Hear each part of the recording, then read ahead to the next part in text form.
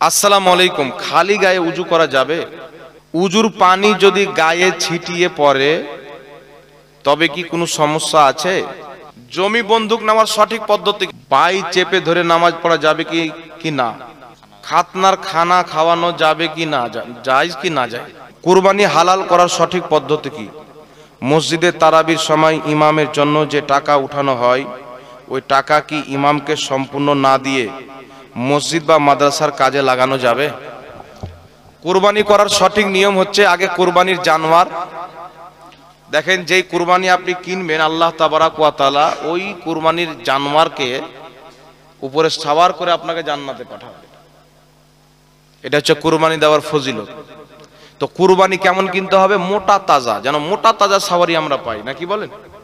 এখন কিছু লোক আছেন কুরবানি কিনতে যায়, কিনে আসার পরে বলছেন হুজুর কুরবানি কিনে আসলাম, কিন্তু কুরবানিটার বয়স মাত্র এই 1 বছর হলো, মানে অল্প টাকাতে কিনে নিয়ে আসে। দেখেন, বছরে একটা আল্লাহর জন্য কুরবানি দিবেন, মোটা তাজা তাগড়া দেখে যত ভালো পারবেন তত ভালো কিনবেন। কথা বুঝতে পেরেছেন? জানোয়ার তার মধ্যে যেন কোনো আইব না থাকে, তার মধ্যে যেন কোনো ত্রুটি না থাকে, হাত ভাঙা না থাকে, পাও ভাঙা না থাকে, আর অন্য কোনো আইব না থাকে যে আইবের কারণে তার কুরবানি হবে না। একদম মোটা তাজা, যেমন জামাই দেখতে যান না, তো জামাই বা বৌমা দেখতে গিয়ে সুন্দর দেখেন, বাড়ি ঘরও দেখেন, তার খানদান দেখেন, চরিত্র দেখেন, পড়াশোনা দেখেন, চেহারা দেখেন, ওরকম কুরবানি জানোয়ারেরও সবকিছু দেখতে হবে। আর কি, একটা কুরবানিতে 7 জন পর্যন্ত ভাগ। কেউ যদি চায় আমি একা একটা গরু দেবো, দিতে পারে। 2 জন মিলে দেবো, দিতে পারে। 3 জন মিলে দেবো, দিতে পারে। 4 জন মিলে দেবো, দিতে পারে। 7 জন পর্যন্ত একটা কুরবানিতে ভাগ দিয়ে কুরবানি করতে পারে। কজন পর্যন্ত? সাহাবায়ে কেরাম বড় জানোয়ারে 7 জন পর্যন্ত ভাগ দিতেন। খ্যাপা মৌলবি বলেছে যে 7 জনের ভাগে কুরবানি হবে না। বাংলাদেশের একটা খ্যাপা মৌলবি, ওটা ওর বাপের ঘরের ফতোয়া, ওটা নবীর ঘরের ফতোয়া নয়। তো 7 জন পর্যন্ত কুরবানি দিতে পারবেন, 4 জনও দিতে পারবেন, জোড় বিজোড় নিয়ে কোনো কথা নাই। 1 2 3 4 মানে 7 জনের নিচে যতজন থাকে কুরবানি দেওয়া যাবে, কোনো সমস্যা নাই। মসজিদে তারাবির নামাজের নামে যে টাকা উঠানো হয় সম্পূর্ণ টাকা ইমাম সাহেবকে দিয়ে দিবেন, এটাই হচ্ছে মাসলা। কথা বুঝছেন? কোন গ্রামে এমন চলতি রেওয়াজ আছে যেই গ্রামে মানুষ জানে যে যে টাকা তারাবির নামে উঠায় আমরা দিচ্ছি, এর মধ্যে কিছু ইমামকে দিবে, কিছু হয়তো মসজিদে লাগাবে। তো সেই রকম গ্রামে যদি কিছু ইমামকে দিয়ে কিছু মসজিদে লাগিয়ে দেয় তো জায়েজ হবে, এটা নাজায়েজ হবে না। তবে ইমাম সাহেবের নামে উঠাচ্ছেন, ইমাম সাহেবকে টাকাটি দিয়ে দিবেন। কিছু কমিটি হয় তাদের ব্যথা লাগে, এত টাকা ইমামকে দিয়ে দেবো রে, কিন্তু ওর বেটাকে যদি দিত তো খুব ভালো হইতো। মানে আপনা বলা মক মক আর অন্যর বলা ছক ছক, নাকি চোখ লাল। মানে ইমাম সাহেবকে দিতে গেলে মানুষের কষ্ট হয়ে যায়। তো আমার বক্তব্য হচ্ছে, যেই টাকাটা তারাবির নামাজের জন্য আপনি উঠাবেন, 2 লাখ আর 5 লাখ তো উঠে না কি বাবা? হয়তো 40,000 টাকা উঠলো, ইমাম সাহেবকে 10,000 দিয়ে 30,000 টাকা মসজিদে লাগিয়ে দিল। তো ওই 40,000 টাকাই যদি ইমাম সাহেবকে দিয়ে দেন তো গ্রামের লোক ভিখারি হয়ে যাবে, নাকি বলেন? কোনো অসুবিধা হবে? আর আল্লাহ বরকত দান করবে। তাই যতটা টাকা উঠাবেন, 2 লাখ 3 লাখ নয়, 30,000 উঠলো, 40,000 উঠলো, ইমাম সাহেবকে দিয়ে দেন। কথা বুঝতে পেরেছেন বাবা? পুরোটা ইমাম সাহেবকে দিয়ে দেন, ইমাম সাহেবও খুশি, আপনারাও খুশি। যেন ইমাম সাহেবের ছেলে মেয়ে হবে, সে যেন ভালো স্কুলে ভালো মিশনে নিজের ছেলে মেয়েকে পড়াতে পারে, ঘর সংসার করতে পারে, না কি বলেন? শুনতে পাচ্ছে অমুক লোক এক জায়গাতে 2 কাঠা জমি কিনলো, ইমাম সাহেবের ইচ্ছা করে না যে আমার ছেলে পেলে হবে ভবিষ্যৎ, তো আমিও 2 কাঠা জমি কিনি? তো একটা ইমামকে যদি 8,000 বেতন চিরকাল দেন, ও পেট চালাবে না, জমি কিনবে না, বেটাকে পড়াবে? কিছু করতে পারবে না, শুধু খাওয়াটাই হবে কোন রকম। স্ত্রীকে যখন ডাক্তারের বাড়ি নিয়ে যাবে তখন টাকা ধার করে নিয়ে যাবে।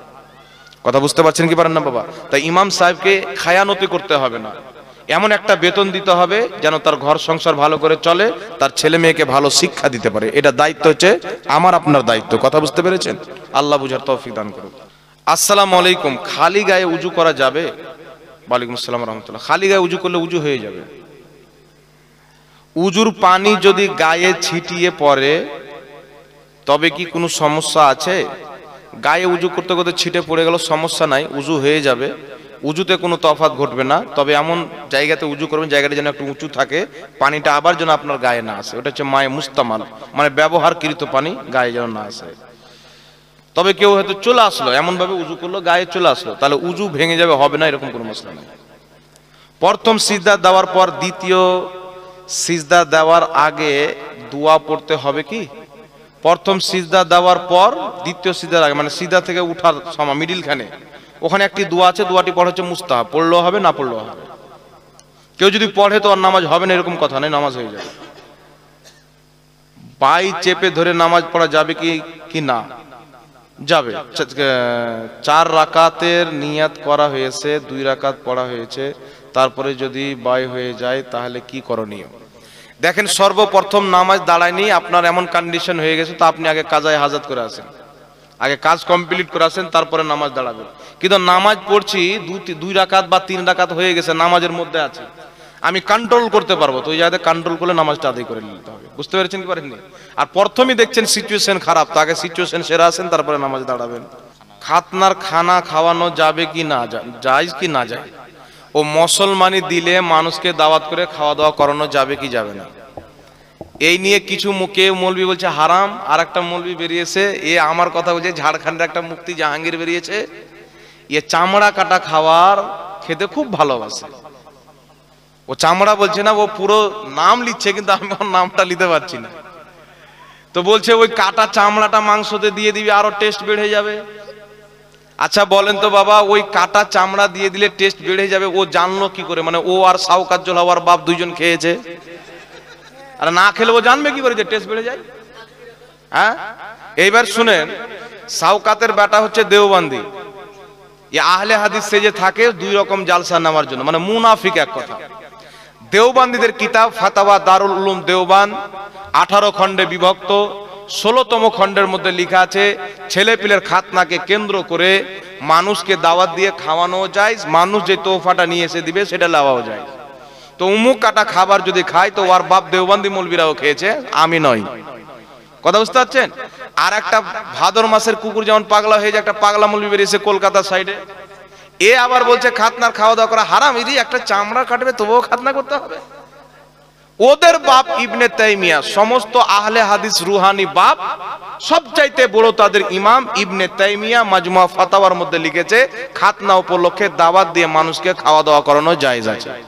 তো ফাতোয়া যদি মারতে হয় জাহাঙ্গীর ঝাড়খণ্ডের উপরে পরে মারো, তোমার বাপ ইবনে তাইমিয়ার উপরে আগে মারো, না কি বলেন? যেহেতু তোমার বাবা জায়েজ বলেছে। হাদিস শুনেলেন, কিতাবটির নাম আল আদাবুল মুফরাদ, হাদিসের মান হচ্ছে হাসান। লামাযহাবীদের ধোকাবাজ মৌলবি যার নাম হচ্ছে আলবানী, আলবানীর তাহকিক মানা হচ্ছে হারাম। ইহুদিদের লোক ছিল, সহিহ হাদিসকে জাল, জাল হাদিসকে সহিহ বানাতো।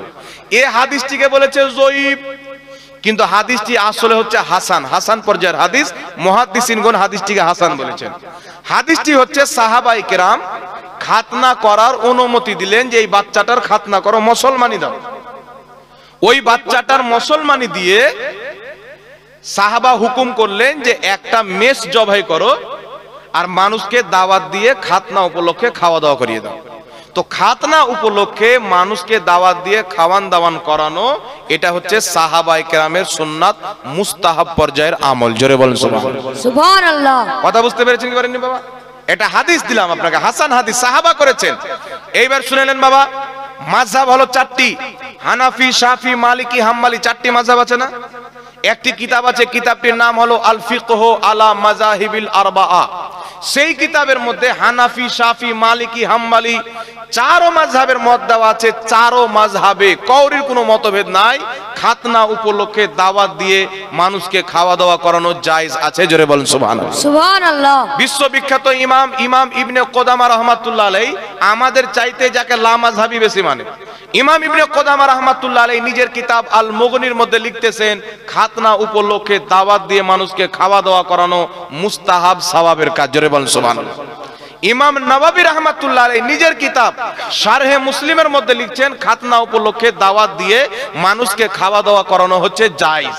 তো মুসলমানি কেন্দ্র করে দাওয়াত দিয়ে মানুষকে খাওয়া দাওয়া করানো ইসলামে জায়েজ, নবীর ইসলামে জায়েজ, সাহাবার ইসলামে জায়েজ, ফুকাহাদের ইসলামে জায়েজ, আপনার মুহাদ্দিসদের ইসলামে জায়েজ, ইহুদি খ্রিস্টানদের ইসলামে না জায়েজ। তাই ওই ইহুদি খ্রিস্টান দুটো মৌলবি বেরিয়েছে, ওরা বলছে না জায়েজ, কিন্তু ইসলামে এটা জায়েজ।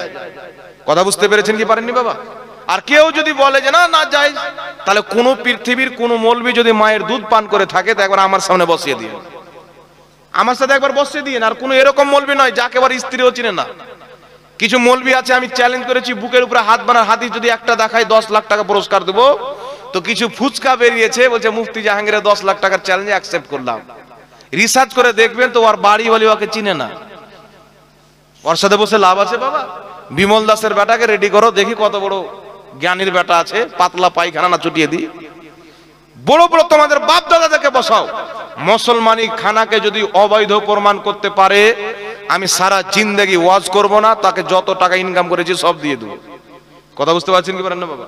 আর জুতোর গলা মালা দিয়ে আমাকে ঘুরে, আর যদি প্রমাণ করে দিই, আর তোমরা যদি মুসলমানের বাচ্চা থাকো তাহলে মেনে লিও, না কি বাবা?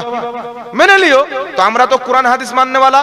আলাদুল মুফরাদে হাসান হাদিস পেয়েছি, সাহাবা করেছেন, আমরা মানি করা যাবে জায়েজ। যারা সাহাবা করেছেন জায়েজ না জায়েজ জোরে বলেন। ইমাম ইবনে কুদামা, চারো মাযহাবের ইমাম, ইমাম আযম আবু হানিফা, ইমাম মালিক, ইমাম শাফি, ইমাম আহমদ বিন হাম্বল, কেউ 10 লক্ষ হাদিসের হাফিজ, কেউ 7 লক্ষ হাদিসের হাফিজ, কেউ 5 লক্ষ হাদিসের হাফিজ। 10 লক্ষ হাদিসের হাফিজ বলছে জায়েজ, আর গোপাল ভাঁড় বলছে না জায়েজ। চিন্তা করছেন বাবা? এর পেটের ভুঁটি কেটে বের করে নিতে হবে। আল্লাহ হেদায়েত দান করুক এই শয়তানদেরকে, সকল পড়ুন আল্লাহুম্মা আমিন। এটাও তো হয়ে গেল। আসসালামু আলাইকুম। ওয়ালাইকুম আসসালাম। নামাজ পড়ার পর আয়াতুল কুরসি পড়ে বুকে ফু দেওয়া যাবে কি না? যাবে, কেন যাবে না? আয়াতুল কুরসি পড়া কি খারাপ জিনিস? ভালো জিনিস। মাইয়াতকে গোসল করার সঠিক নিয়ম কি? এখানে মাইয়াত থাকতো তাহলে গোসল করে দেখিয়ে দিতাম, ভালো হতো। এগুলো প্রশ্ন হুজুররাকে এসে করে নেবেন, এগুলো দেখার বিষয় থাকে। আমরা যখন মাদ্রাসায় পড়তাম কলমকে বানাতাম মাইয়াত, বুঝতে পারছেন? আর এই কাগজগুলোকে বানাইতাম কাফন দিয়ে। আমাদের হুজুরা পড়িয়ে পড়িয়ে শিখিয়ে দিয়েছেন এইভাবে পড়াতে হবে। ওরকম গোসল দিয়ে দিয়েও শিখিয়েছে। তো ওই রকম গোসল দেওয়ার নিয়মগুলি ইমাম সাহেবরাকে জিজ্ঞাসা করবেন। যেগুলো গুরুত্বপূর্ণ মাসলা আছে ওইগুলো জিজ্ঞাসা করেন, সবচেয়ে বেশি ভালো হবে। মাইয়াতকে দাফন করার সময় কাজ চলাকালীন আজান দেওয়া যাবে না কাজ শেষ করে আজান দিতে হবে? কাজ শেষ করে কমপ্লিট করার পর আজানটা দিবেন। দাফন করা যদি হয়ে যায়, এমনি হয়তো মাটি টাটি ঠিক করছে বা ওর উপরে একটা জাল টাল দিচ্ছে বা 14 সালে বেড়া টেড়া দিচ্ছে, ওই সময় আজান দেওয়া যাবে, অসুবিধা নাই। এটা হয়নি? এটা কি আছে? আসসালামু আলাইকুম। ওয়ালাইকুম আসসালাম। একজন স্বামী যদি মারা যায় তাহলে তার স্ত্রী 4 মাস 10 দিন শোক পালন করবে। কতদিন? আপনার আত্মীয় স্বজন মারা গেল 3 দিনের বেশি শোক পালন করা হচ্ছে হারাম। আর কোন মহিলার স্বামী যদি মারা যায় সে 4 মাস 10 দিন শোক পালন করবে। দেখেন, আমাদের ভারত হচ্ছে সেকুলার কান্ট্রি। এই সেকুলার কান্ট্রিতে এমন কোন মাসলা প্রশ্ন ডাইরেক্টলি করিয়েন না যে মাসলার উত্তর দিলে হয়তো হিন্দু ভাইরা কষ্ট পাবে। আমাদের যে একটা মেল আছে ওই মেলে কোনো ব্যাঘাত করবে বা আঘাত করবে। বুঝতে পারলেন কি পারলেন না? তো এইগুলো যেগুলো মাসলা আছে না, এই কিছু কিছু মাসলা আছে ওগুলো পার্সোনালি জিজ্ঞাসা করে নেবেন, খুব ভালো। দেখেন, ইবাদতের ক্ষেত্রে কোনো অমুসলিমের অবদান নেওয়া যাবে না। কথা বুঝতে পারছেন? যেমন মসজিদে কোনো অমুসলিমের টাকা লাগানো যাবে না, তো মসজিদের মুসাল্লাও কিনা যাবে না, জায় নামাজও কিনা যাবে না। এখন যে হিন্দু ভাইরা দিয়েছে তারা শুনলে কষ্ট পাবে কি পাবে না? জি, মনে দুঃখ করবে কি আমরা কি মানুষ নয়? তাহলে মুসলমান কি এত খারাপ? এই জন্য কিছু প্রশ্ন আছে যেগুলো পার্সোনালি করবেন, আর যে সবটা দিয়েছেন ওই সবটা ইমাম সাহেবের ঘরে রাখবেন, ইমাম সাহেব ব্যবহার করবে। ঠিক আছে? ইমাম সাহেব ব্যবহার করবে, মিটিং টিটিং হবে, আপনারা বসে মিটিং করবে, অসুবিধা নাই। জমি বন্ধক নেওয়ার সঠিক পদ্ধতি কি? সঠিক পদ্ধতি হলো, আপনার 5 বিঘা জমি বা 1 বিঘা জমি আমি নিলাম, এক একটা জমির বছরে 5,000 বা 10,000 দাম দিয়ে দিলাম, ওখান থেকে আমি ফসল যেটা হবে খাবো।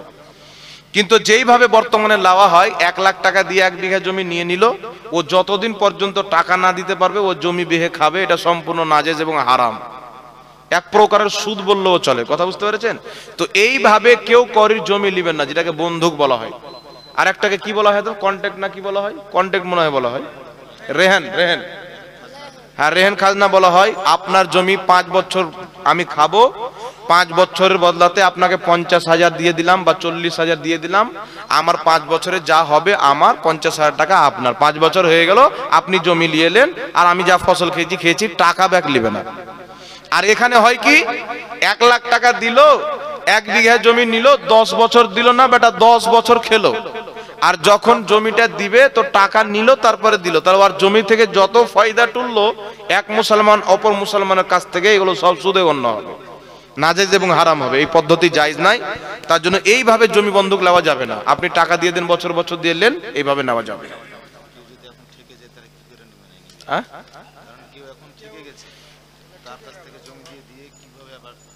ঠিকে গেছে মানে বুঝতে পারলাম না কথাটা, সহজ বাংলাতে বলো। হ্যাঁ, জমি বেচে দিবে ভাই, সুদ কেনে খাবে? আমার 2 লাখ টাকা দরকার, বেটির বিয়ে হবে না, আমার এলাজ হচ্ছে, অপারেশন করতে হবে, টাকা হয় না, তো ওর কন্ট্রাক্টে সুদ কেনে দিবে, ও জমিটা বিক্রি করে দিবে। 1 বিঘা আছে 10 কাঠা বিক্রি করে দিবে, না কি বলেন? 1 লাখ টাকা দিয়ে দিচ্ছে, যদি জমির 10 কাঠা বেচে দেয় তো আমার মনে হয় আপনাদের দিকে জমি 3-4 লাখ টাকা পেয়ে যাবে, না কি বলেন? 1 লাখ টাকার বেশিও পেয়ে যাবে। তো যেখানে আমার ভাই জায়েজ রাস্তা আছে ওই জায়গাতে আমি নাজায়েজ রাস্তাতে কেন যাব, না কি বলেন? আল্লাহ তো আমাদের জন্য সুদ হারাম করেছেন। হারাম করেছেন কি করেননি কথা বলেন? যারা সুদ খায় তাদের কিয়ামতের ময়দানে তাদের পেট হবে বিল্ডিং এর মতো, আর ওই পেটের মতন বিভিন্ন রকমের বড় বড় সাপ, বড় বড় জাহান্নামীর পোকা মাকড় থাকবে আর ছগল মারবে, আর পেট নিয়ে ছিলবিল ছিলবিল করবে সুদখোরের পেটে। আর এখন যে সুদখোররা সিটিং হয়ে ঘুরে বেড়াচ্ছেন না, এত রকমের আযাব হবে, সবচাইতে নিকৃষ্ট আযাব আল্লাহ সুদখোরকে দিবে। কথা বুঝতে পেরেছেন? এই জন্য সুদ থেকে আমাদেরকে বেঁচে থাকতে হবে। মুসলমান আর সুদ এটা কোনোদিন হতে পারে না। তাই সুদ থেকে বেঁচে থাকবেন। যারা সুদ খায়, যারা শরাব পান করে, এরা কিয়ামতের ময়দানে নবী পাক সাল্লাল্লাহু আলাইহি সাল্লামের হাতে হাউজে কাউসারের পানি পাবে না। মাথার উপরে সূর্য থাকবে, মাথার মগজগুলো পিঘলে পিঘলে কান দিয়ে বের হবে। আর আপনার আগুনে যেমন পানি দিলে পানি খোলে না অনেকক্ষণ পর তেল আপনার খুলতে আরম্ভ করে, সেই রকম মাথার মগজ একদম গরমে খলখল খলখল করবে। ওই সময়তে রাসূলুল্লাহর উম্মত যারা, তাদেরকে রাসূলে পাক পানি পান করাবেন, তাদের পিপাসা কিন্তু দূরে হয়ে যাবে। আর যারা সুদ খায়, যারা শরাব পান করে, তারা নবী মুস্তাফা সাল্লাল্লাহু আলাইহি সাল্লামের হাতের হাউজে কাউসারের পানি পাবে না। কথা বুঝতে পেরেছেন বাবা? তো আমরা হাউজে কাউসারের পানি পান করতে চাই কি চাই না? আর জোরে বলেন, চাই কি চাই না?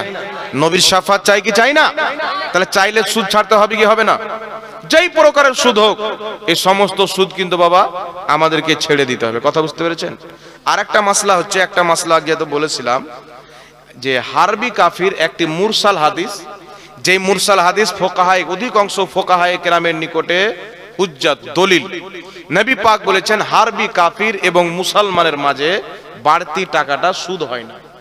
ইমাম সারাখসি রহমাতুল্লাহ আলাইহি আল মাবসুতের মধ্যে লিখেছেন, এটাই হচ্ছে হানাফি মাযহাবের ফতোয়া। কি ফতোয়া? যে হারবি কাফিরের ব্যাংক, সেই ব্যাংকে যদি কোনো ব্যক্তি টাকা রাখে আর সেই টাকাটা বাড়ছে হারবি কাফিরে, তাহলে সেটা যদি মুসলমান নেয় ওটা সুদ হিসাবে নেওয়া যাবে না, জায়েজ হিসাবে নিতে হবে। কথা বুঝেছেন কি বুঝেননি বাবা? কিন্তু সেটা যদি হারবি কাফির না থাকে বা মুসলমান দারুস সালাম ইসলামিক কান্ট্রি থাকে, সেই জায়গাতে যদি টাকাটা বাড়ে ব্যাংকের, তাহলে সেটা সুদ হবে। কিন্তু হারবি কাফিরের ব্যাংক থেকে টাকাটা সুদ হবে না। এই মাসলাটা আমি বয়ান করেছিলাম। কথা বুঝতে পারছেন?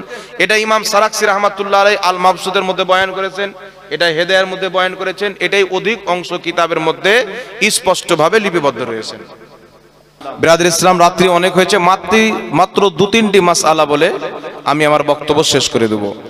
মাসলা হচ্ছে, আমরা আহলে সুন্নাত ওয়াল জামাত আল্লাহ ওয়ালাদের মাজার যাই, আর আল্লাহর যারা নেক বান্দা হয় তাদের মাজার বা যে কোনো মুসলমানের মাজার জিয়ারত করা হচ্ছে মুসলমানদের জন্য সুন্নাত।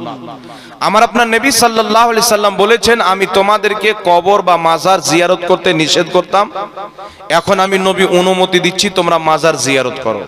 তো মাজার জিয়ারত নবী করতে বলেছেন, নবী পাক করেছেন। সফর করে মাজার জিয়ারত করতে যাওয়া হচ্ছে নবীর সুন্নাত। মুসান্নাফে আব্দুর রাজ্জাকের মধ্যে হাদিস, প্রত্যেক সালের প্রথম মাস আমার আপনার নবী সাল্লাল্লাহু আলাইহি সাল্লাম উহুদের শহীদগণের মাজার জিয়ারত করতে যেতেন। নবী পাক সাল্লাল্লাহু আলাইহি সাল্লামের ইন্তিকালের পর হযরতে সাইয়েদনা আবু বকর সিদ্দিক রাদিয়াল্লাহু তাআলা আনহু জিয়ারত করতে যেতেন। তিনার পর হযরতে সাইয়েদনা উমর ফারুক রাদিয়াল্লাহু তাআলা আনহু জিয়ারত করতে যেতেন।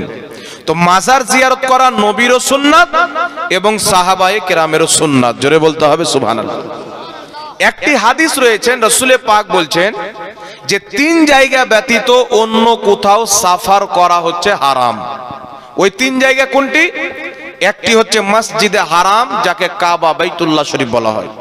দ্বিতীয় নাম্বার হচ্ছে মসজিদে নববী শরীফ, যেটা নবী পাকের মসজিদ, মদিনাতে উপস্থিত রয়েছেন। তৃতীয় নাম্বার হচ্ছে মসজিদে আকসা। এই তিন মসজিদ ব্যতীত অন্য কোথাও সফর করে যাওয়া হারাম। তো অন্য কোথাও কোন জায়গা? যেমন ভারতে মসজিদ আছেন, আপনাদের গ্রামে মসজিদ আছেন। কোন ব্যক্তি যদি এটা মনে করে, নিয়ত করে যে আমাদের গ্রামের মসজিদ চাইতে আমি যদি পড়োশির গ্রামে গিয়ে নামাজ পড়ি তো নেকি বেশি পাবো, তাহলে এই নিয়তে এক মসজিদ থেকে অন্য মসজিদ সফর করে যাওয়া হারাম।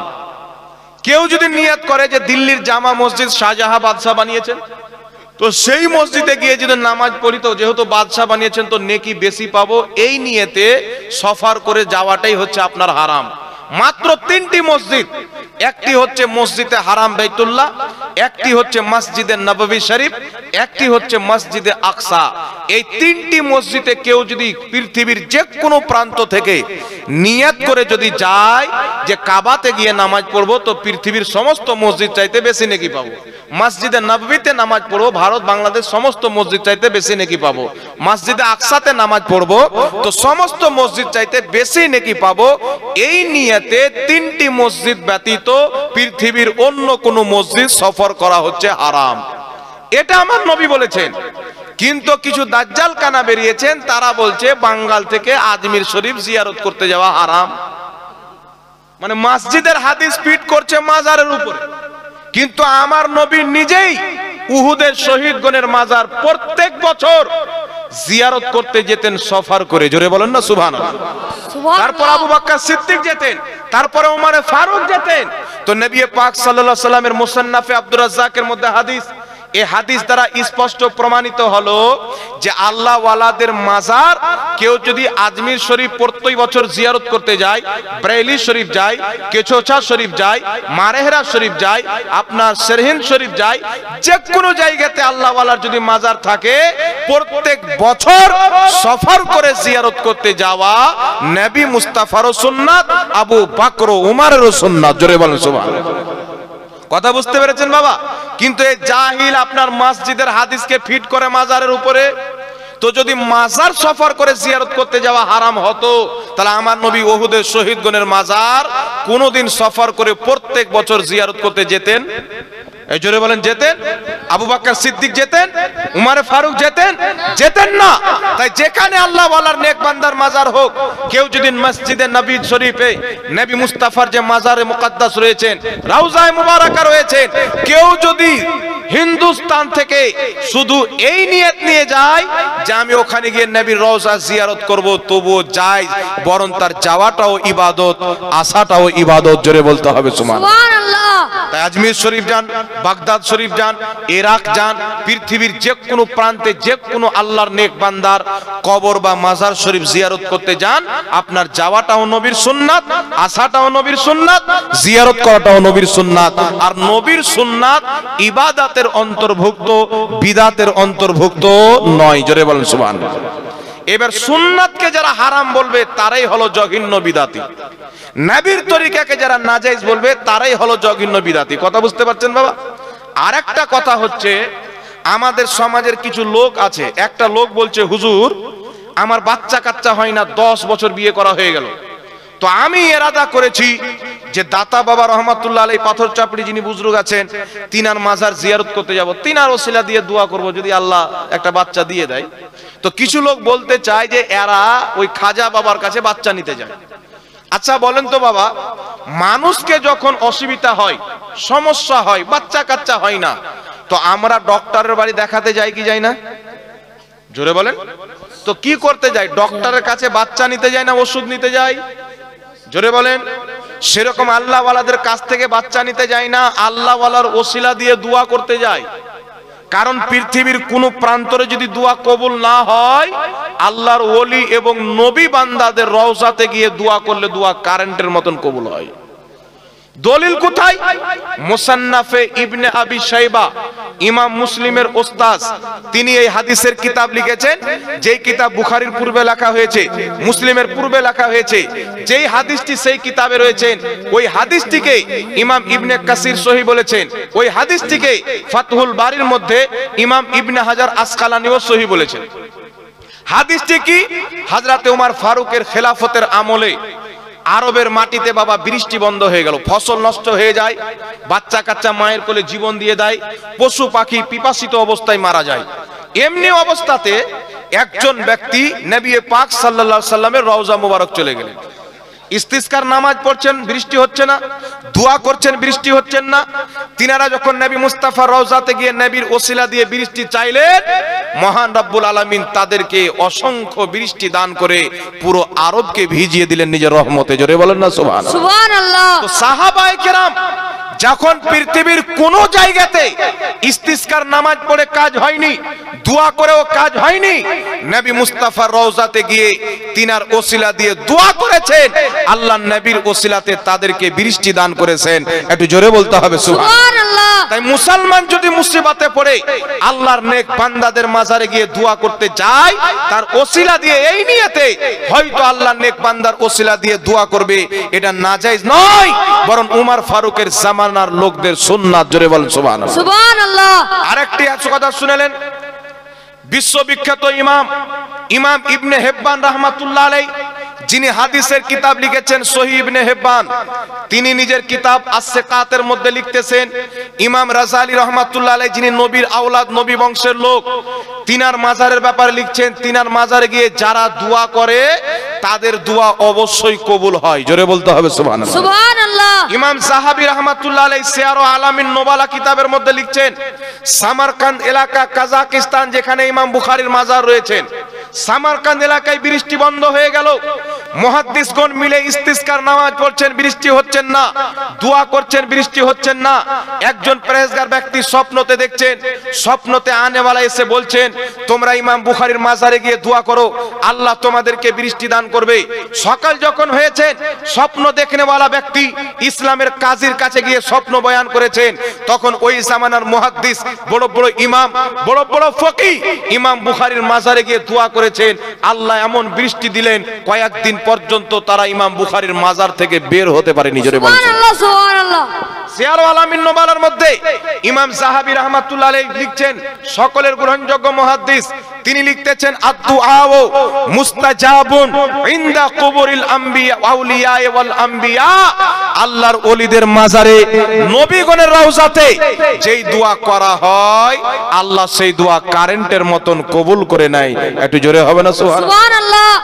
ফাতাওয়া শামির মধ্যে ইমাম ইবনে আবিদিন শামি লিখছেন, যেটা সহিহ সনদে বর্ণিত, ইমাম শাফি রাহমাতুল্লাহ আলাইহি বলছেন, ইমাম শাফিকে লাখ লাখ হাদিসের হাফিজ, মুজতাহিদ, যিনি মুজতাহিদ ছিলেন, জিনার নামে একটি মাযহাব প্রতিষ্ঠিত হয়েছে শাফি মাযহাব, তিনি বলছেন, আমি যখনই কোনো মুসিবতে ফেসে যেতাম, আমার মসলা হাল হতো না, আমি ইমাম আবু হানিফার মাজারে চলে যেতাম, তার ওসিলা দিয়ে দোয়া করতাম, আল্লাহ পাক আবু হানিফার বরকতে আমার মসলার সমাধান করিয়ে দিতেন। জোরে বলেন সুবহানাল্লাহ।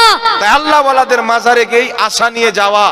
এখানে একজন আল্লাহর ওয়ালা দফন আছেন, আল্লাহর ওই বান্দা, যেই বান্দা দুনিয়াতে আল্লাহকে রাজি করেছেন, আল্লাহকে খুশি করে গিয়েছেন, তার মাজারে তার ওসিলা দিয়ে দোয়া করি, আল্লাহ হয়তো আমার দোয়া কবুল করবেন, কিন্তু বাচ্চা দিবে কে?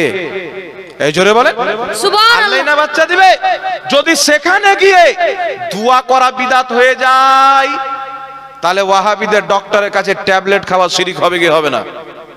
এই জোরে বলেন, ট্যাবলেট খাওয়া শিরক হবে কি হবে না? বলছে বেটা হয় না, আল্লাহর কাছে চাও। তো জ্বর হয়েছে তখন ডক্টরের কাছে কেন যাচ্ছিস রে? বেটা হয় না, আল্লাহর কাছে চাও। কাজ হয় না, আল্লাহর কাছে যা চাওয়ার আছে আল্লাহর কাছে চাও। আরে আল্লাহই তো শেফা দিবে, কিন্তু মাধ্যম ডক্টরের ওষুধ নিতে হয় কি হয় না? তো দোয়া মসজিদেও করছি, দোয়া আল্লাহ ওয়ালাদের মাজারেও করলাম, তাদের ওসিলা দিয়ে, তো কি সমস্যা হলো? এটা তো সাহাবায়ে কেরাম করেছেন, এটা তো মুহাদ্দিসদের ইসলাম, এটা তো সালাফদের ইসলাম। নিজেকে সালাফি বলে আর সালাফদের চরিত্রকে শিরিক বলে, এরা সালাফি নয়, এরা সালাফির নামের সেলফি। কথা বুঝতে পেরেছেন কি পারেননি কথা? আল্লাহ পাক বুঝার তৌফিক দান করুক। একটা মাসলা আর শুনেলেন, আল্লাহ ওয়ালাদের মাজারে অনেকেও খাসি নিয়ে যায়, যায় কি যায় না? আপনাদের দিকেও নিয়ে যায় নাকি? খাসি নিয়ে যায়, মুরগি নিয়ে যায়, গরু নিয়ে যায়, যায় কি যায় না বাবা? আপনারাও হয়তো অনেকেও গিয়েছেন, আমিও গিয়েছি, আল্লাহ ওয়ালার মাজারে খাসি নিয়ে। তাতে কি হয়ে গেল? তো এখন কিছু গোপাল ভাঁড় বেরিয়েছে, এ বলতে চাচ্ছে একটা প্লেটে যদি শুয়ারের মাংস থাকে আর একটা প্লেটে যদি মাজারে পড়া মুরগার মাংস থাকে, তাহলে শুয়ারের মাংসটা খাওয়া যাবে, মুরগার মাংস খাওয়া যাবে না। বলেছি কি বললি? এই কথা বলেছি কি বললি? দলিল কি? তো দলিল হচ্ছে ফোকাহায়ে কেরাম এই মশলা বয়ান করেছেন। কোন কিতাবে বয়ান করেছেন? ওর বাপের টুপির তলে ভরা আছে আর ওর মায়ের আঁচলে বাঁধা আছে, কিতাবের নাম নাই। বুঝতে পারছেন? কিতাবুল আন্দাজ। হারাম বলে দিল শুয়ার চাইতেও বেশি, কিন্তু কিতাবের নাম নেই। আচ্ছা বলেন তো বাবা, শুয়ারকে কে হারাম করেছে? আল্লাহ করেছেন না? আর মাজারের মুরগাকে মোল্লা হারাম বলছে, তাহলে এর হারাম করা আল্লাহর চাইতে বড় কি করে হবে? কথা বুঝতে পারছেন না? ওই মৌলবীর ঈমান আছে তো ওয়ার ফাতোয়া অনুযায়ী ও বেটা তো নিজে শিরিক করেছে, নিজেকে আল্লাহর চাইতে বড় বানিয়ে দিয়েছে। নাউজুবিল্লাহ, আস্তাগফিরুল্লাহ। কারণ শুয়ারকে আল্লাহ হারাম করেছে আর এ বলছে শুয়ার চাইতেও বেশি হারাম। তাহলে আল্লাহর হারাম করাটা বড় হবে না বান্দার হারাম করাটা বড় হবে? কথা বলেন। আল্লাহর হারাম করা বড় হবে না? তাহলে ওই মৌলবীর ফাতোয়া অনুযায়ী ওয়ার ঈমান নাই। এখন আপনারা শুনেন বাবা, মাজারের খাসিকে তো শুয়ার চাইতে নাপাক বলে দিল, কিন্তু ওর বাপ শাওকাত মৌলবীর রুহানি আব্বা রশিদ আহমদ গাঙ্গোহী নিজের কিতাব ফাতাওয়া রশিদিয়ার মধ্যে লিখতেছেন। কি লিখতেছেন? বলছে মন্দিরের প্রসাদ যেগুলোতে পূজা করে, তারপরে মন্দিরে যে পাঁঠা জবা হয় কালীর নামে, ওই পাঁঠার মাংস, এই সমস্ত জিনিস কেউ যদি তোহফা হিসাবে ওয়াহাবিদের বাড়ি পাঠায়, শাওকাত মৌলবীর বাড়ি পাঠায়, তো নেওয়া ঠিক হবে কি হবে না? খাওয়া ঠিক না ভুল? তো বলছে জবাব দুরুস্ত হে, খাওয়াটা ঠিক। নাউজুবিল্লাহ বলবেন না? জয়মা কালী বলে জবাই করলো, ওটা খাওয়া যায়। আর আল্লাহ ওয়ালাদের মাজারের পাশে গিয়ে বিসমিল্লাহ আল্লাহু আকবার বলে জবাই করলো, খাওয়া বলছে না যায়। তবে ভাই, এই জন্য বলি, এই জাহিলদের কাছে বক্তব্য শুনে ঈমান হারা হয়েন না। বিশ্ববিখ্যাত মুহাদ্দিস ইমামুল ফুকাহা ইমাম মুল্লা জীওয়ান রাহমাতুল্লাহ আলাইহি, এখানে যত উলামা একরাম দেখছেন উনার কিতাব সবাই পড়েছেন বাবা, নুরুল আনোয়ার। যেই মৌলবী শুয়ার চাইতে হারাম বলেছেন মাজারের মুরগাকে, মাজারের খাসিকে, ওই মৌলবীর বাপ পর্যন্ত নুরুল আনোয়ার পড়েই মৌলবী হয়েছে। দেওবন্দ মাদ্রাসা চলে যান, ওয়াহাবি মাদ্রাসা চলে যান, সবার মাদ্রাসায় পড়ানো হয় নুরুল আনোয়ার। এই নুরুল আনোয়ারের লেখক বিশ্ববিখ্যাত ফকিহ, যিনার নাম হচ্ছে ইমাম মুল্লা জীওয়ান রাহমাতুল্লাহ আলাইহি। ফকিহ কাকে বলে? আল্লাহ বলছেন ইয়া আইয়ুহাল্লাযীনা আমানু আতিউল্লাহ ওয়া আতিউর রাসূল ওয়া উলিল আমরি মিনকুম। আল্লাহ বলছেন হে ঈমানদার, আল্লাহর হুকুম মানো, নবীর হুকুম মানো, ওয়া উলিল আমরি মিনকুম, হুকুম দাতাদের হুকুম মানো। তো উলিল আমর কারা? বিশ্ববিখ্যাত মুহাদ্দিস আব্দুল্লাহ ইবনে আব্বাস সাহাবী রাসূল নিজের কিতাব তাফসীরে ইবনে আব্বাসের মধ্যে লিখতেছেন যে উলিল আমরের অর্থ হচ্ছে ইয়ানি উলামা ওয়াল ফুকাহা, হক্কানি আলিম এবং ফকির ও ফতোয়া আদেশ মানো। বিশ্ববিখ্যাত মুহাদ্দিস ইমাম হাকিম রাহমাতুল্লাহ আলাইহি নিজের হাদিসের কিতাব হাকিম আল মুস্তাদরাকের মধ্যে সহিহ সনদে হাদিস নিয়েছেন। জাবির ইবনে আব্দুল্লাহ রাদিয়াল্লাহু তাআলা আনহু বলছেন, আল্লাহ পাকের হুকুম উলিল আমরে মিনকুম, আমরওয়ালাদের হুকুম মানো। এর অর্থ হচ্ছে উলামা এবং ফুকাহা, যারা ফুকাহায়ে কেরাম তাদের হুকুমকেও মানো। তাই কুরআন পাকের আলোতে, সাহাবার তাফসীরের আলোতে বিশ্ববিখ্যাত ফকিহ ইমাম মুল্লা জীওয়ান রাহমাতুল্লাহ আলাইহি নিজের কিতাব তাফসিরাতে আহমদিয়া পৃষ্ঠা নাম্বার 46, কিতাবটি দেওবন্দ থেকে ছাপা হয়, বেইরুত থেকে ছাপা হয়, মিশর থেকে ছাপা হয়, সৌদি আরব থেকে ছাপা হয়, সারা পৃথিবীর গ্রহণযোগ্য কিতাব। সেই কিতাবের 46 নাম্বার পৃষ্ঠার মধ্যে ইমাম মুল্লা জীওয়ান রাহমাতুল্লাহ আলাইহি লিখতেছেন, কি লিখতেছেন? তিনি লিখতেছেন মুসলমান যুগ যুগ থেকে আল্লাহ ওয়ালাদের রওজাতে, আল্লাহ ওয়ালাদের মাজারে খাসি নিয়ে যায়, পশু নিয়ে যায়, যেইগুলো হালাল জবাই আল্লাহর নামে করে, আল্লাহ ওয়ালাদেরকে সওয়াব নাজরানা করে। তিনি বলছেন হালালুন তাইয়্যিবুন, এটা হচ্ছে হালাল এবং পবিত্র। জোরে বলতে হবে সুবহানাল্লাহ। এটা হালাল এবং পবিত্র। পৃথিবীর কোন মায়ের লাল জন্ম হয়নি যে একটা কোনো ফতোয়া দেখাতে পারে, একটা কোনো হাদিস দেখাতে পারে, একটা কোনো রেফারেন্স দেখাতে পারে যে প্রমাণ করে দিবে আল্লাহ ওয়ালার মাজারে খাসি নিয়ে গিয়ে আল্লাহর নাম নিয়ে যদি জবাই করে সেটা নাজায়েজ হয়ে যাবে। এই রকম ইসলামে কোনো ফতোয়া নাই, বরং এটা হালাল, এটা পবিত্র, এটা জায়েজ। এটাই সকলের গ্রহণযোগ্য মুহাদ্দিস, গ্রহণযোগ্য ফকিহ হযরতে ইমাম মুল্লা জীওয়ানের ফতোয়া। একটু জোরে বলতে হবে সুবহানাল্লাহ। উনি ফতোয়া কোথায় থেকে দিলেন? উঠান আবু দাউদ শরীফের হাদিস। একজন মহিলা এসে বলছেন, ইয়া রাসূলুল্লাহ, আমি একটা মিন্নত মেনেছি। মিন্নতটা হচ্ছে বেওয়ানা নামক জায়গাতে আমি একটা পশু জবাই করব। কিসের মিন্নত? আপনি যদি সহি সালামত ফিরে আসেন তাহলে আমি দুটো মিন্নত মেনেছিলাম। একটি মিন্নত আপনার সামনে ঢোল বাজাবো। ঢোলটা কি? ঢোলটা হচ্ছে দাফ, এক সাইড থাকে আর এক সাইড থাকে না, জায়েজ ঢোল।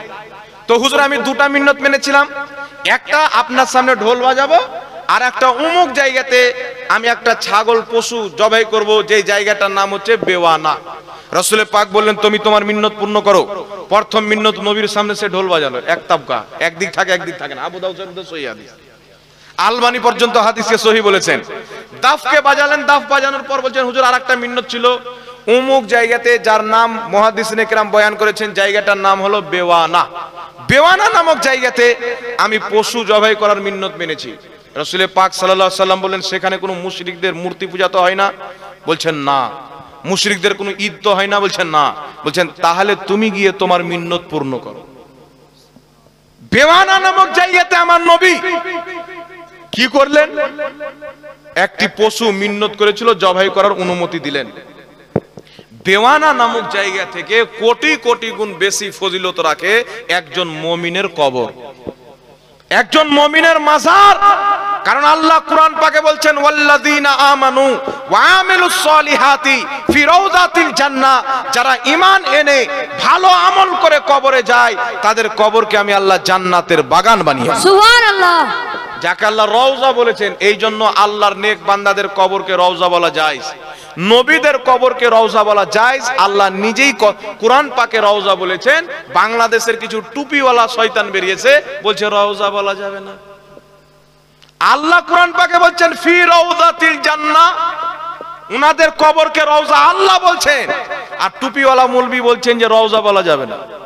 চিন্তা করছেন বাবা, ইহুদির যতদিন পকেটে মাল যাবে ততদিন পর্যন্ত এরকম ফতোয়া শুনতেই থাকবে, আর এদের জালে যারা ফেসে যাবে তাদের দুনিয়াও বেকার, আখিরাতও বরবাদ হয়ে যাবে। তো বেওয়ানা নামক নামে নবী পাকিস্তান দিলেন, জবাই করার অনুমতি দিলেন, মিন্নত পূর্ণ করার। সুতরাং কোন ব্যক্তি যদি আল্লাহ ওয়ালার মাজারে নিয়ে যায় জবাই, কিন্তু নবীর নামে করলো হারাম। যার নামে জবাই করুক হারাম, একমাত্র আল্লাহর নাম নিয়ে যদি জবাই করে সেটা মাজারে গিয়ে করুক আর বাজারে গিয়ে করুক, দুটোই হালাল। কথা বুঝতে পেরেছেন বাবা? কিন্তু দুর্ভাগ্য, ওয়াহাবি মৌলবি বলছে সুমার চাইতেও হারাম, একটু নাউজুবিল্লাহ বলেন। আর ওর বাপ রশিদ আহমদ গাঙ্গুহি ফাতাওয়া রশিদিয়ার মধ্যে ওয়াহাবিরদের প্রতিষ্ঠিতা গুরু লিখছে যে মন্দিরের প্রসাদ যদি পাঠায় খাওয়া যায়, মন্দিরের প্রসাদ ছাড়া অন্য কিছু কালি বলে জবাই করে ওই মাংস যদি পাঠায় তবুও খাওয়া যায়। আচ্ছা বলেন তো, কালির নামে কেউ যদি জবাই করে খাওয়া যায় যাবে? আর নবীর নামে জবাই করলে তো খাওয়া হারাম। আল্লাহ কোরআনে বলেছেন, যেই জানোয়ার জবাই করার সময় আমি আল্লাহর নাম লওয়া হলো না, তার খাওয়া হারাম, ওটা মুরদার। আর কালির নাম নিয়ে জবাই করা খাওয়াকে বলছে হারাম। আল্লাহ আল্লাহদের সাথে নিসবত হয়ে যাওয়ার কারণে জবাই আল্লাহর নামে হয়, একে বলছে সুয়ার চাইতে হারাম, আর কালির নামে বলছে হালাল। তাহলে চিন্তা করেন, এই মৌলবীরা নবীর দিন প্রচার করছেন না খ্রিস্টানের দিন প্রচার করছেন? কথা বলেন। আল্লাহ জাতি থেকে মানুষের ইমানের হিফাজত করুক, সকলে বলেন আল্লাহুম্মা আমিন। এইবার মানুষ কি করে, ওখানে নিয়ে যায়, জবাই করার পরে মুসলমান কি করে, ফাতিহা করে না, খাবারকে সামনে রেখে দোয়া করে, কি করে না? মুহররমুল হারামে যখন খিচুড়ি হয় খাবার সামনে রেখে দোয়া করে। দেখবেন খিচুড়ি হলেও কিছু লোক জলে মুহররমুল হারামে, শাবে বারাতে হালুয়া হলেও জলে, 12 রবিউল আউয়ালে বিরিয়ানি হলেও জলে। জলে কি জল না কিছু লোক? তো জলার কারণ হচ্ছে কি বাবা, মন্দিরের প্রসাদ তোমরা খাও, ইমামে হুসেনের নামের খিচুড়ি আমরা খাই, নবী দিবসের খাবার আমরা খাই, তোমরা মন্দিরের কালীর নামে জবাই করা মাংস খাও, আমরা কি মানা করেছি? এটা আহলে হাদিস দল বেরিয়েছে, আর আবার বলছে হালুয়া রুটি খাওয়াই হারাম। কিন্তু এদের গুরু ওয়াহিদুজ্জামান নিজের কিতাব হাদিয়াতুল মাহাদির মধ্যে লিখতেছেন যে যেইগুলো পশু পাখির মাংস খাওয়া হালাল, এদের পেশাব পাখানাও পাক। তাই বাংলাদেশের মিস্টার কাজ্জাব বলছেন, নিজের চাদরকে গাভীর পেশাবে ডুবিয়ে দেন আর গায়ে দিয়ে নামাজ পড়েন, আপনার নামাজ হয়ে যাবে। তো ইবলিসে নামাজ পড়ছো বেটা, তুমি তো হবে না। নবী বলছেন পায়ে পাও মিলিয়ে নামাজ পড়ো, আর তুমি মানুষকে বুঝাচ্ছ চড়িয়ে নামাজ পড়ো। নবী পাক বলছেন যদি কোনো মানুষের পায়ে পা লেগে যায় তাকে সালাম করো, কারণ এটা বেয়াদবি। কথা বুঝছেন? পায়ে পা যদি লেগে যায়, টাচ হয়ে যায়, নবী বলছেন সালাম দিয়ে দাও। আর এ মৌলবীকে নবী পাক বলছেন যে পায়ে পা মিলিয়ে নামাজ পড়ো। মিলিয়ে মানে কি বাবা? মিলিয়ে মানে মৌলভী সাহেবের পাও থাকবে ভাগবান গোলা, আমার পাও যেন রানীনগরে না থাকে, আমারও যেন ভাগবান গোলা থাকে, বরাবর হয়ে দাঁড়াও। আর এ বাটারা মানুষকে বোকা বানিয়ে বলছে চড়িয়ে দাও, বাপ থাকলে ওর উপরে পাও চাপাও, খালা থাকলে ওর উপরে পাও চাপাও। তো যেই কাজটা নামাজের বাইরে বেয়াদবি, নামাজের ভিতরে কি করে শরীয়ত হয়ে গেল? কথা বুঝতে পারছেন বাবা? নামাজের বাইরে যেই কাজটা বেয়াদবি, নামাজের ভিতরেও বেয়াদবি। নবী বলছেন পায়ে পা মিলিয়ে দাঁড়াও, ঘাড়ে ঘা মিলিয়ে দাঁড়াও, যেন আমার পা আপনার পায়ে দুইজন সমান হয়, আগে পিছে যেন না হয়, ঘাড় যেন আমাদের বরাবর হয়ে যায়, মাঝখানে যেন কোনো ফাঁকা জায়গা না থাকে। কথা বুঝতে পেরেছেন বাবা? আচ্ছা বলেন তো বাবা, পাও যখন চাপাবেন তো ঘাড়টা মিলবে? এদের দেখবেন ঘাড় মিলে না, পায়ে পা চাপিয়ে বসে আছে। কথা বুঝতে পেরেছেন? এই জন্য বিরাদর ইসলাম, পায়ে পা মিলিয়ে দাঁড়াও হাদিসটা আমরাও মানি। আপনার আমার সবারই পাও যেন বরাবর থাকে, করে দিল্লি তার করে হাওড়াতে যেন না থাকে, এটাই নবী বুঝিয়েছেন। আর এ বেটা মানুষকে বুঝাচ্ছে যে পায়ে পা চাপিয়ে দাও। চিন্তা করছেন? আপনার পাও যদি চলে যায় চলতে চলতে চলতে হরিহার পাড়া, তো ওর পাও চলে যাবে হরিহার পাড়া। বলছে পায়ে পাও কেন চাপাচ্ছ? বলছে শয়তান যেন না ঢুকতে পারে। তো তোর তো 16 মোজারাদের নিচ দিয়ে ঢুকে যাবে, ওর ট্যাঙ্গের তল দিয়ে ঢুকতে পারবে কি পারবে না? শয়তান মানুষের রাগে ঢুকতে পারে, তো ট্যাঙ্গের তল দিয়ে ঢুকতে পারবে না। তো আর ই দেখে মনে হবে এইভাবে হাত বাঁধলো, দিল পাওকে ছিতরে, মনে হচ্ছে নামাজ পড়তে আসেনি, আব্বার জমি কেউ দখল করছে, ধরতেছে। তো এরকম বেহায়া নামাজি হতে হবে না। আবার একটা নামাজি বেরিয়েছে লামাজাবিদের মধ্যে, প্যান্ট পরে আছে দুটা ঠেকনুর উপরে, নামাজ পড়ছে, উপরকার প্যান্টটাকে নিচে করে দিল, টাকনু ঢেকে দিল, নামাজ পড়ে নিল। এরকম নামাজি হাজরা। আবার নামাজে কি এদের আব্দুর রাজ্জাক বিন ইউসুফের মা নামাজ পড়াচ্ছে, আর ওর চাচারা ভাই, খালারা ভাই, ফুফারা ভাই সবার পিছে নামাজ পড়ছে। মহিলা নামাজ পড়ছে, পড়াচ্ছে ইমাম, আর পুরুষ ওর পিছে নামাজ পড়ছে। তাহলে নিয়াত কি করবেন? ইক্তাদাই তো বেহাজাল ইমাম, এই ইমামের পিছে, না নিয়াত করবেন এই জামিলের পিছে? কি নিয়াত করবেন বাবা? এই ইমামের পিছনে নিয়াত করবেন, না নিয়াত করবেন যে এই হাসিনার পিছে? আর ওর পিছে যারা দাঁড়িয়ে থাকবে ওরা নামাজের দিকে ধ্যান থাকবে না, ওই মহিলার দিকে ধ্যান থাকবে। তো বরবাদ করে দিচ্ছে ইসলামকে। ইসলামের জঘন্য ফিরকার নাম হচ্ছে আহলে হাদিস। আর সিরাতে সানাইয়ার মধ্যে সানাউল্লাহ আমৃতসরি লামাযহাবিদের গুরু লিখছে যে আমরা ইংরেজদের পাও ধরে বললাম আমাদের নাম ওয়াহাবি কাটিয়ে আহলে হাদিস দিয়ে দাও, ইংরেজরা আমাদেরকে আহলে হাদিস নাম দিয়েছে। এটা নবীর দেওয়া নাম নয়। তার কারণে বিরাদর ইসলাম, হানাফিদের নামাজে যতটুকু আপনার সুকুন আছে, যতটুকু মুহাব্বত আছে, ইখলাস আছে, তাকওয়া আছে, পরহেজগারি আছে, লামাযহাবিদের নামাজে কিন্তু নাই। কথা বুঝতে পেরেছেন বাবা? বুকের উপরে হাত বানার হাদিস পৃথিবীতে কোনো মায়ের লাল দেখাতে পারবে না। আর যদি বিমল দাসের বেটা মায়ের দুধ পান করে থাকে, তাহলে আমাদের সাথে বসুক আর প্রমাণ করুক যে সহিহ হাদিস আছে। আবু দাউদের হাদিস সহিহ নয়, ওটা হচ্ছে মুরসাল হাদিস। সহিহ মুত্তাসিল হাদিস দেখাতে হবে। মুরসাল হয়ে গেলে তো ইনকেতা হয়ে গেল, আর ইনকেতা থাকলে তো তোমাদের নিকটে গ্রহণযোগ্য নয়, তো জাতিকে কেন গোমরা করতেছে? সহিহ ইবনে খুজাইমার হাদিসকে ও বেটার কিতাবি জয়ীফ লেখা আছে। সহিহ ইবনে খুজাইমার হাদিসকে, আবু দাউদের হাদিসকে জুবের আলী সেই পাকিস্তানের লামাযহাবিদের গুরু, সে বলেছে এই হাদিসগুলো জয়ীফ। তাদের মৌলভী জাকারিয়া বাংলাদেশের বলেছে যে বুকের উপরে হাত বানার কোনো সহিহ হাদিস নয়। তবে তিরমিজি শরীফ উঠান, ইমাম তিরমিজি লিখছেন আহলুল ইলম সাহাবায়ে কেরামের মাযহাব ছিল, তাদের মধ্যে অনেক কেউ নাভির নিচে হাত বাঁধতেন, অনেক কেউ নাভির উপরে হাত বাঁধতেন, না বুকের উপরে হাত বানার কথা কেউ বলেন। তাই ইমাম মালিক বলছেন বুকে হাত বানা মাকরুহ। লামাযহাবিদের গুরু ইবনে তাইমিয়া লিখতেছে বুকের উপরে হাত বানা মাকরুহ। তো যেই মাকরুহ কাকে বলে? যেটা ইসলামে অপছন্দনীয়। তো বুকের উপরে হাত বানা ইসলাম পছন্দ করে না। নাভির নিচে বাঁধতে হবে, নচেত নাভির উপরে বাঁধতে হবে। যারা ইমামে আজম আবু হানিফার তাহকিককে মানে, ইজতিহাদকে মানে, তারা নাভির নিচে বাঁধবে। আর যারা ইমাম শাফির ইজতিহাদকে মানে, তারা নাভির উপরে বাঁধবে। কথা বুঝতে পেরেছেন? কথা বুঝতে পেরেছেন? এবার আরেকটা মাসলা আপনাকে বলে দিন। নামাজ পড়ার পর আমরা দোয়া করি কি করি না? জানাজার পরে দোয়া করি। এখন জালসা শেষ হবে দোয়া করব। আমার পূর্বে হয়তো মাওলানা মতিউর রহমান সাহেব দোয়া করেছেন। এই হুজুররাও নামাজ পড়ানোর পর দোয়া করে কি করে না? বাড়িতে কোনো অনুষ্ঠান যদি হয় তাহলে মৌলভী সাহেবকে ডেকে দোয়া করান। কোনো অসুবিধা যদি হয়, হুজুর একটু বাড়িতে দোয়া করে দেন। দোয়া করান কি করেন না? এরা আবার মানুষকে জ্ঞান দিচ্ছে, হ্যাঁ ভাড়া করা হুজুর নিয়ে দোয়া করছে। আরে দোয়া করবে তো তুমি করো, ভাড়া করা হুজুর নিয়ে এসে দোয়া করা দরকার কি? তো তোমার বাপ মায়ের যখন বিয়ে হয়েছিল তখন তুমি বলনি যে ভাড়া করা মৌলবি এসে বিয়ে পড়ায় না? নাকি বলেন? মসজিদের ইমাম ভাড়া করা নিয়ে এসে রাখিও না। মাদ্রাসার শিক্ষক রাখিও না, বেটা 5 ওয়াক্তের নামাজ পড়াই ভাড়া করা ইমাম, মানুষের বিয়ে শাদী পড়াই ভাড়া করা ইমাম, মানুষের জানাজা পড়াই ভাড়া করা ইমাম, মাদ্রাসায় শিক্ষকতা করে ভাড়া করা ইমাম, সব কাজ ভাড়া করে হয়ে গেল। আর কোন ব্যক্তি যদি হুজুরকে ভালোবেসে বলে হুজুর একটু আমার বাড়ি এসে দোয়া করে দিন, তো গাধাদের নিকটে নাজেজ হয়ে গেল। কিন্তু সাহাবায়ে কেরামের কি উদ্দেশ্য ছিল? নবীকে বাড়িতে দাওয়াত দিয়ে ডেকে নিয়ে এসে দোয়া করা। আরে জোরে বলেন না সুবহানাল্লাহ। তো সাহাবা নবীকে করাতেন, তোমরা কি নবী? সাহাবা নবীকে করাতেন। আর আজকের মুসলমান নাইবে নবীকে করায়। সেক্রেটারি যদি না থাকে কাজটা কে করবে? নাইবে সেক্রেটারি করবে না? একটু জোরে বলেন, নাইবে সেক্রেটারি করবে কি করবে না? এত মানুষ এখন মুসলমান কত বোকা হয়ে গেছে, নিজের বাপ মারা গেছে, নিজে কোরআন পড়ে না, মাদ্রাসা তালবিলিং ভাড়া করে নিয়ে এসে কোরআন পড়াচ্ছে। তো যে ভাড়া করে নিয়ে আসার কারণে নাজায়েজ, তো ভাড়া করে নিয়ে আসার কারণে যদি নাজায়েজ হয়, তো আপনার বাপ মায়ের যে বিয়ে পড়িয়েছে আপনার আব্বা বা বাপ 10 টাকা হোক 20 টাকা হোক আর 500 টাকা হোক ইমাম সাহেবকে দিয়েছে না দেয়নি? কথা বলেন। ইমাম সাহেবকে বলেছে কি বলেনি? ইমাম সাহেব বিয়ে আছে, বিয়েটা পড়িয়ে দিতে হবে, বলেছে কি বলেনি? তাহলে টাকা যদি দিয়ে দেয়, খুশিতে কেউ ইমাম সাহেবকে ডাকলো, তালবিলিংকে ডাকলো 10টা, যে দোয়া করালো, আর তালবিলিং মাদ্রাসায় পড়াশোনা করছে, তো 10টা 20 টাকা 100 টাকা করে দিয়ে দিল। মাদ্রাসায় পড়ছে, কিতাব কিনবে, কলম কিনবে, খাতা কিনবে, এটা ভালো না খারাপ বাবা? কিন্তু এ বলছে হারাম। তাহলে ওর বাপ মায়ের বিয়ে পড়ে 500 টাকা মৌলভী সাহেবকে দিয়ে, তাহলে বিয়েটা কেন হারাম হলো না? আর যদি বিয়েটা হারাম হয়ে যায় তাহলে ওই মৌলবীর খবর কি হবে? কথা বুঝতে পেরেছেন? আব্বার মায়ের বিয়ে যদি হারাম হয়ে যায় তাহলে বেটাটা কিন্তু হালাল জাদা হবে না। আর মৌলবী যদি হারাম জাদা হয় তো এইরকম ফাতোয়া ঝাড়বে, যে ঝাড়ছে ভাড়া করা মৌলবী দিয়ে হবে না। কথা বুঝতে পেরেছেন বাবা? তো এইগুলো ফাতোয়া হচ্ছে যে হালত, সব জিনিস আমরা আলিম উলামাকে দিয়ে করি।